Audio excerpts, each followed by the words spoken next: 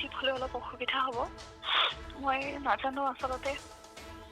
কেনেকৈ ৰিয়েক্ট কৰোঁ বহুত কষ্ট হৈছে আমাৰ আচলতে খবৰটো আমি মানি ল'ব পৰা নাই অসমে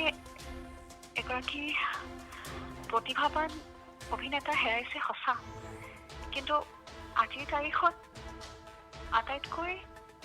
প্ৰেচিয়াছ হৈছে এজন ভাল মানুহ আৰু তেখেত এগৰাকী ভাল মানুহ আছিল বুলি ক'বলৈ অকণমান অসুবিধা হৈছে ঈশ্বৰৰ ক্ষেত্ৰত আমি এজন ভাল মানুহ হেৰুৱাইছোঁ মই এজন ভাল বন্ধু হেৰুৱাইছোঁ হয় আমি এটা কাম কৰিছিলোঁ একেলগে বহু কামৰ পৰিকল্পনা আছিল আমি সকলোৱে হয়তো ভাবিছিলোঁ প্ৰাৰ্থনা কৰিছিলোঁ ঈশ্বৰক লৈ যে তেখেত সুস্থ হৈ ঘূৰি আহিব আৰু কোনোবাখিনিত আমি বিশ্বাস কৰিছিলোঁ যে তেওঁ আহিব কিন্তু সেইটো হৈ নাছিল আচলতে এয়া নিয়তিত যি আছিল সেইটোৱে হ'ব আমাৰ কাৰো হাত নাই কিন্তু কিছু খবৰে আচলতে আমাক বৰ আঘাত দিয়ে বৰ যেন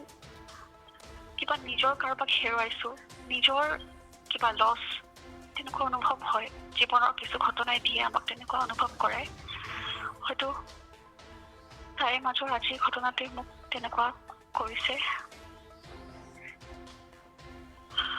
হয় দীপ্তি ডেকা যদি কিবা কিশোৰ আচলক আপোনাৰ কিবা স্মৃতি জড়িত হৈ আছে এই মুহূৰ্তত সেই স্মৃতিক আপুনি কেনেদৰে কৰিব স্মৃতিটো বহুত আছে ক'লে আচলতে শেষে নহ'ব বৰ মানুহক বৰ হহুৱাই ভাল পাইছিল কিশোৰে আৰু এতিয়া আচলতে এই মুহূৰ্তত মোৰ অকণ ক'বলৈ অকণ অসুবিধা হৈছে ৰিয়েলি চৰি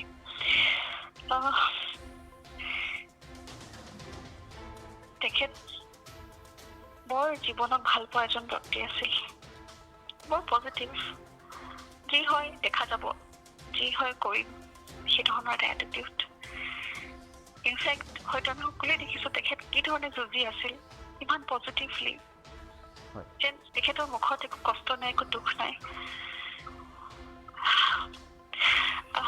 বহুত বেছিকৈ একো নকওঁ কিন্তু এটাই কথা ক'ব বিচাৰিম মই যে আমাৰ বহুত দায়িত্ব আছে কিশোৰক লৈ যে আমি কেনেকৈ তেখেতক জীয়াই ৰাখিও বা আমি আহিবলগীয়া প্ৰজন্মক আমি তেখেতৰ কথাখিনি আমি কেনেকৈ সোঁৱৰাম কেনেকৈ তেখেতক জীয়াই ৰাখিম সেইটো আমি এতিয়া ভাবিব লাগিব আৰু এটা সাংঘাতিক আমাৰ ইণ্ডাষ্ট্ৰীত যদি কওঁ আমাৰ সাংস্কৃতিক পৃথিৱীখনৰ এটা ডাঙৰ লছ আচলতে খুবেই এজন দক্ষ অভিনেতা লগতে খুবেই এজন সুন্দৰ নৃত্যশিল্পী তেখেত যদি আছে হাতীত থাকক নিশ্চয়কৈ হয় এই মুহূৰ্তত দীপ্তি ডেকা আপোনাক ধন্যবাদ জ্ঞাপন কৰিছোঁ আৰু এইবাৰ ফোনযোগে সংযোগ স্থাপন কৰিব বিচাৰিছোঁ মন্তুমণি শইকীয়া অসমৰ জনপ্ৰিয় কণ্ঠশিল্পী মন্তুমণি শইকীয়া আছে মন্তুমণি শইকীয়াৰ সৈতে বহুকেইটা গীতত অভিনয় কৰিছিল বহুকেইটা গীতত অভিনয় কৰিছিল কিশোৰ দাসে হয় মন্তুমণি শইকীয়া আপোনাৰ ওচৰলৈ আহিছোঁ কি ক'ব এই মুহূৰ্তত কিশোৰ দাস আৰু আমাৰ মাজত নাই খুবেই দুখৰ খবৰ আমাৰ কাৰণে অসমবাসী ৰাইজৰ কাৰণে সাংস্কৃতিক প্ৰেমীৰ কাৰণে আৰু যিহেতু তাৰ লগত খুব ওতঃপ্ৰোত এটা সম্পৰ্ক আছিল গতিকে আজি তাৰ খবৰটো আমাক খুব দুখিত খুব দুখ দিছে আচলতে আৰু অসমবাসী ৰাইজে জানে যে তাৰ যোনটো ৰোগ হৈছিলে আমি যিমান পাৰোঁ অসমৰ ৰাইজে তাক সুস্থ কৰিবলৈ দেহে চেষ্টা কৰিছিলে কিন্তু তাৰ যিহেতু লাষ্ট ষ্টেজ আছিলে গতিকে ভগৱানৰ মানে দুকিবা হয় আপোনাৰ বহুকেইটা গীততো অভিনয় কৰিছে চেল্ফি লেডিৰে এটা খুব জনপ্ৰিয় গান আপোনাৰ যোনটো গীতৰ জৰিয়তে আমি কিশোৰ মই ৰাইজৰ অসমবাসী ৰাইজৰ বুকুৰ মাজত সোমাই গৈছিলোঁ আৰু মই যথাসম্ভৱ সেইটোৱে চাগে তাৰ চিনাকি গোটেই অসমত চিনাকি হোৱাৰ প্ৰথমটো গীত আছিল গতিকে আমাৰ এটা এনেকুৱা ধৰণৰ বণ্ডিং আছিলে যোনটো আমি ভাষাৰে প্ৰকাশ কৰিব নোৱাৰোঁ গতিকে আজি খুব দুখ লাগিছে তাৰ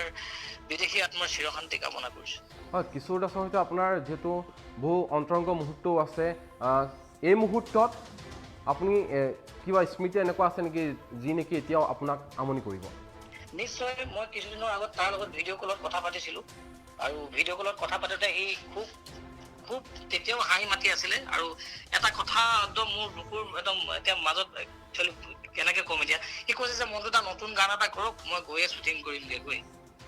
মানে সেই কথাটো মোৰ এতিয়া কাণত ভাহি আছে আজি এতিয়াও। গতিকে কিমান পজিটিভলি সি আছিলে